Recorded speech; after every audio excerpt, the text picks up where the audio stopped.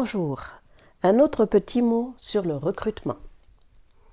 J'ai appris il n'y a pas très longtemps, je ne m'étais jamais posé cette question, qu'il y a des recruteurs qui vont utiliser des voyants, le yiking, n'importe quel type de voyance, là, les tarots et tout ça, pour pouvoir déterminer si la personne qu'ils recrutent va bien performer en entreprise.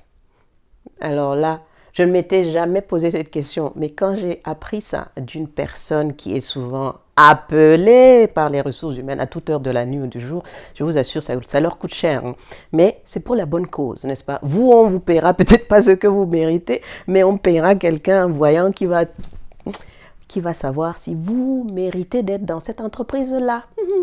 Vous inquiétez pas, c'est pas grave, c'est pour la bonne cause.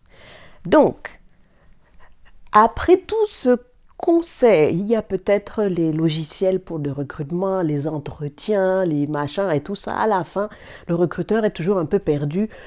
Allô, vous pouvez m'aider? Pour que le voyant, il ne pouvait pas faire ça avant.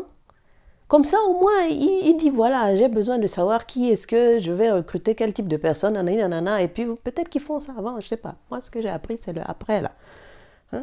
Pendant que vous êtes donné du mal pour faire un dossier complet, tout propre, tout bien, vous avez fait des entretiens, vous avez passé les tests, vous avez fait tout ça, à la fin, là, c'est le voyant qui va déterminer si vous valez la peine d'aller dans l'entreprise. Mes amis, c'est quand même chaud, hein? Donc, le recruteur, là, hein? Quand je dis le recruteur, c'est générique, hein? Ça dit ressources humaines, services du personnel, tout ça, là, les agences de placement, tout ce que vous voulez. Donc, n'a pas la capacité de savoir si cette personne en face peut faire les choses comme il faut, a un doute, est incapable de se relier à sa propre intuition, de se mettre en contexte d'entreprise pour savoir, mais à la fin, là, ils servent à quoi? Autant que l'entreprise, au lieu de recruter des ressources humaines, des spécialistes du recrutement, des spécialistes du service de personnes, pourquoi ils ne recrutent pas juste un voyant, ils posent là? Comme ça, au moins, c'est bon. Bon, peut-être le recruter à temps plein, là, ça va être un peu cher. Hein. Mais le prendre peut-être comme consultant indépendant, expert en ressources humaines.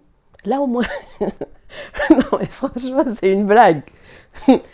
Faites tout ce que vous voulez, débattez-vous comme vous voulez. À la fin, là, c'est le voyant qui va savoir si vous, là, votre date de naissance, déjà, je ne sais pas de quel droit, hein, ils vont passer ces informations-là à quelqu'un qui est complètement extérieur à l'entreprise. On sait ce qu'on va faire avec mon nom.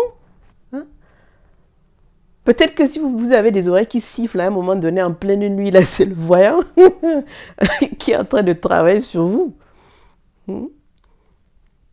Bon, je ne vous le souhaite pas. J'espère que vos recrutements se passent bien, n'est-ce pas? mais, mais là, je n'y avais pas pensé, mais c'est vrai, pourquoi pas? Il y a des voyants pour savoir si tel match avec tel par rapport à la relation amoureuse, pourquoi pas la relation amoureuse en entreprise? Aïe, aïe, aïe. Bonne chance dans votre processus de recherche ou dans vos processus de changement d'entreprise et tout ça. Souhaitez juste que ce ne soit pas simplement le voyant. Ou au moins, si vous savez qui c'est, allez le payer avant, comme ça au moins, vous êtes sûr que vous ferez bien. Bon, en espérant que la plupart d'entre eux soient honnêtes au moins dans ce qu'ils voient dans les cartes. Et encore, tout ça est tellement aléatoire et tellement... Mais bon, ça c'est encore une autre histoire. Bonne chance.